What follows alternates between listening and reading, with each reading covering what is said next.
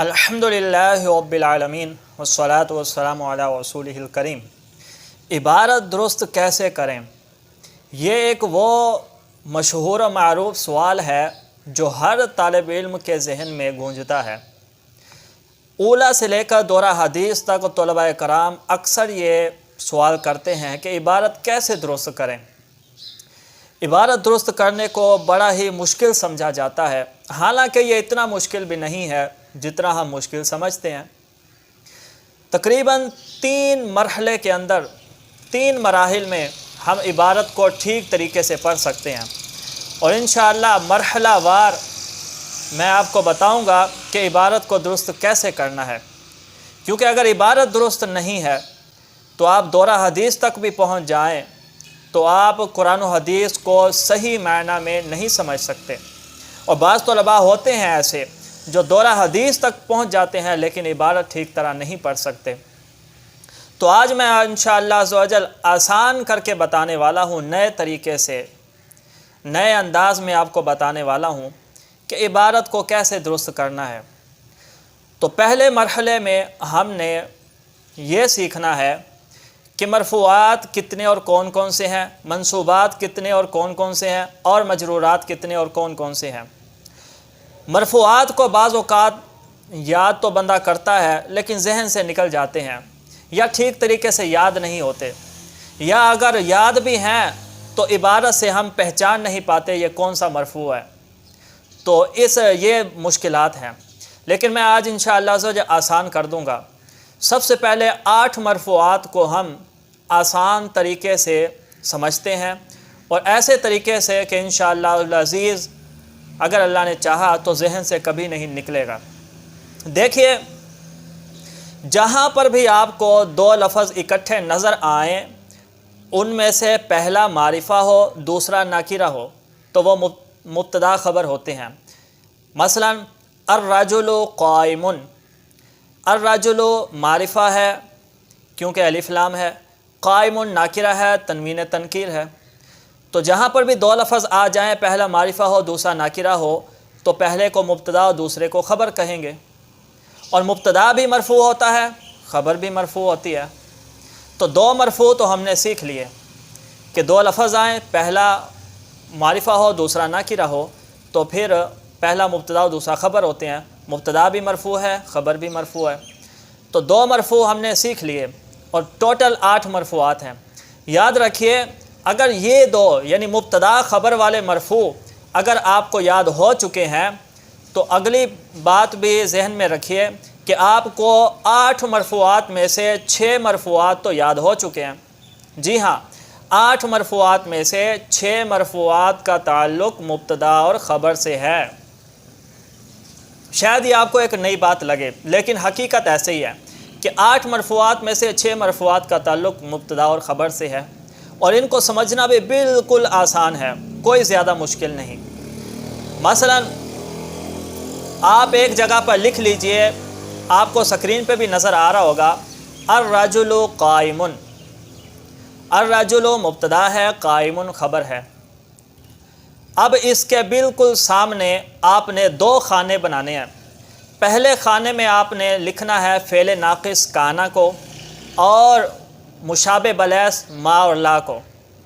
دوسرے خانے میں آپ نے لکھنا ہے حرف مشبہ بالفعل انا کو اور لا نفی جنس کو۔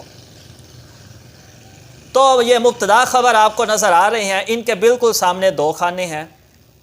پہلے خانے میں فعل ناقص ہے، ما و لا مشابہ بلیس ہے، دوسرے خانے میں حرف مشبہ بالفعل ہے، لا نفی جنس ہے۔ یاد رکھیے، یہ چاروں کے چاروں مبتدا خبر پر ہی داخل ہوتے ہیں۔ یہ چاروں، ان کے مبتدا خبر پر داخل ہونے کے بعد تبدیلی یہ آتی ہے کہ جو مبتدا ہے ان کو ان کا اسم کہہ دیتے ہیں، خبر ویسے کی ویسے رہتی ہے۔ مثلا الرجل قائم، اس کے شروع میں ان چاروں میں سے کوئی ایک بھی آ جائے تو مبتدا کو ہم اسم کہیں گے اور خبر کو خبر کہیں گے۔ اب دیکھیے، یہ جو پہلی کیٹاگری ہے جس میں فعل ناقص ہے اور ما و لا مشابہ بلیس ہے، یہ دونوں جب مبتدا خبر سے پہلے داخل ہوں گے تو کرنا کیا ہے، مبتدا کو نہیں چھیڑنا، مبتدا جیسے ہے مرفوع ہے ان کو ویسے ہی رہنے دینا ہے، جیسے معرفہ ہے اس کو ویسے ہی رہنے دینا، اس کو بالکل ہاتھ نہیں لگانا۔ ان دونوں کو جب مبتدا خبر پر داخل کریں گے، صرف خبر کو جو کہ مرفوع ہے اس کو منصوب کر دینا ہے، نصب دے دینا ہے۔ مثلا الرجل قائم ہے، آپ اس سے پہلے کانا لے کے آتے ہیں، کانا، تو کیا بن گیا؟ کان الرجل قائم ہے، قائمن کو آپ قائمن کر دیں تو قائمن ہو گیا، کان الرجل قائمن، تو الرجل کانا کا اسم ہے، قائم اس کی خبر ہے۔ اسی طرح ما ہے، مر رجل قائمن، تو ما اور کانا یعنی فعل ناقص جتنے بھی ہیں ان سب کا یہی صورتحال ہے۔ فعل ناقص اور ما اور لا مشابہ بلیس، جب یہ مبتدا خبر سے پہلے آئیں گے تو مبتدا کو آپ نے نہیں چھیڑنا، آپ نے خبروں میں تبدیلی کرنی ہے، خبر جو کہ مرفوع ہے اس کو منصوب کر دینا ہے۔ اور دوسری کیٹیگری میں جو حرف مشبہ بالفعل ہے اور لا نفی جنس ہے، یہ بھی مبتدا خبر پر داخل ہوتے ہیں۔ جب یہ مبتدا خبر سے پہلے آ جائیں تو آپ نے پہلے کیٹیگری کے برعکس آپ نے مبتدا اور مبتدا کو تبدیل کرنا ہے، خبروں کو نہیں چھیڑنا۔ یعنی پہلا کیٹیگری جب مبتدا پر داخل ہوئی، پہلی کیٹیگری، تو صرف ہم نے خبروں کو چینج کیا، مبتدا کو چینج نہیں کیا۔ اب دوسری کیٹیگری جس میں حرف مشبہ بالفعل اور لا نفی جنس ہے، یہ جب مبتدا خبر پر آئیں گے تو ہم نے خبروں کو نہیں چھیڑنا، خبریں جیسی مرفوع ہیں ان کو ویسے ہی رہنے دیں گے، صرف مبتدا جو کہ مرفوع ہے اس کو منصوب کر دیں گے کہ الرجل قائم ہے، تو کیا ان کے داخل ہونے کے بعد ان الرجل قائم، اسی طرح لا رجل قائم۔ ہاں ایک اور بات یاد رکھیے، لا نفی جنس ہو یا لا مشابہ بلیس ہو، ان دونوں کو جب آپ نے مبتدا اور خبر سے پہلے داخل کرنا ہے تو مبتدا چونکہ معرفہ ہوتا ہے لیکن لا نفی جنس کا اسم ناکرہ ہوتا ہے، تو آپ نے الرجل سے الف لام کو ہٹا دینا ہے، تو باقی اور کچھ نہیں کرنا، لا رجل قائم ہو جائے گا۔ اور یہ سارے کے سارے مرفوعات قرآن پاک میں استعمال ہوئے ہیں، قرآن پاک میں یہ تمام عامل موجود ہیں، مبتدا بھی ہے، خبر بھی ہے، فاعل، نائب الفاعل، یہ سب کچھ ہیں۔